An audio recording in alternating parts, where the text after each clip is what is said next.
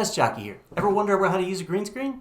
I did, so I figured it out. Hit the like, hit the subscribe if you want to see more. All right, let's get to it. Step 1, buy yourself a green screen. Seriously, you could try to make your own, but it's just not worth it. I mean, this one on Amazon cost me $13 on Prime Day. Step 2, hang it up.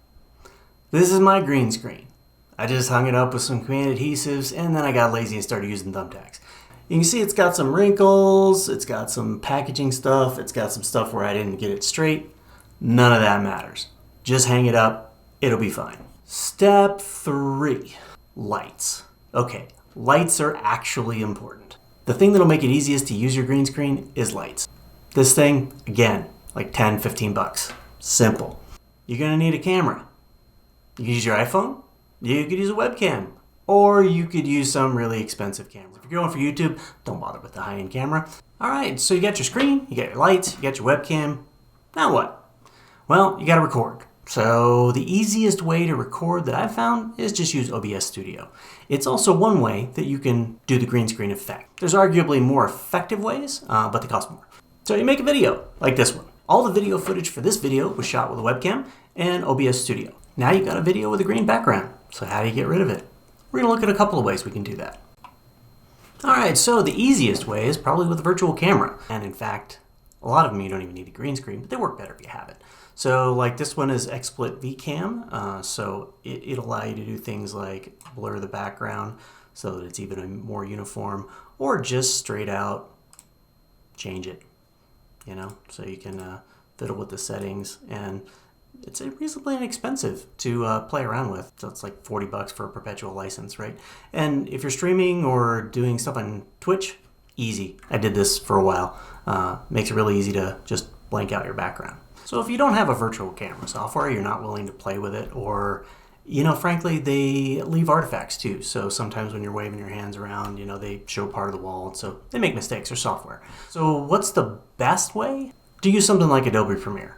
So I'm gonna switch over to Adobe and show you how it's done in that. And it's like less than a minute, seriously, to get rid of the green screen. So here we go. Here we are in Premiere Pro, and I'm actually gonna use this video to show you how I did it. So at the beginning of this video, you saw the whole fade in and switch over, show my green screen, and then switch to a background of Alaska. So how did I do that? Well, obviously you put your images and your video footage into Adobe Premiere. I'm going to assume you can drop those in here, right? And then the best way to do it is to crop the video first. There are key effects that you can use to like track it through, but you got to play with those a lot to get them to work. So I like to use a crop effect on the video. So if I drop that in there, right? And then over here, I can use the left and right trim. It's easiest just to grab the slider, and then you can see that it crops out. It gives you less variation in the background in case your lighting isn't perfect. So then the magic, if we look for the key effect, Ultra key is what we're looking for. It's alternately called chroma key. You just come over and you find the Ultra key settings, and you can choose how aggressive or easy you want it to be. I choose aggressive because my lighting's not perfect, frankly. And then you hit the eyedropper button, and then you pick a color that gets rid of most of your background. And you see, it's not perfect, right? So a lot of my background turned dark because it's going away, and what it's doing is it's getting rid of the green. If you look really carefully, you can see I have a slight green halo around everything.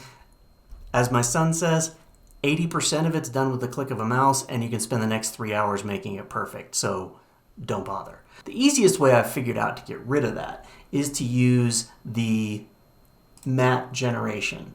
And honestly, just moving the shadow slider downward gets rid of those effects really easily.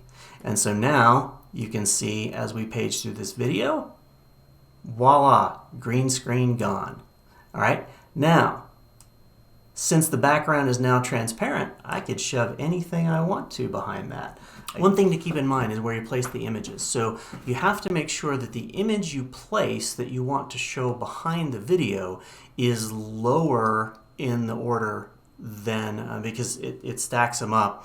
And so you want it to be like a background. So V1 is typically your background layer. So if you throw it there, voila, I have a giant glowing Eye of Sauron behind me, which, you know.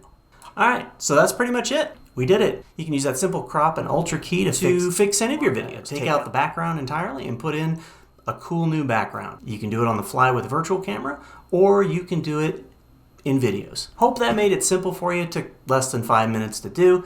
And if you like it, hit the like. If you want to see more, hit the subscribe button. And we'll see you next time.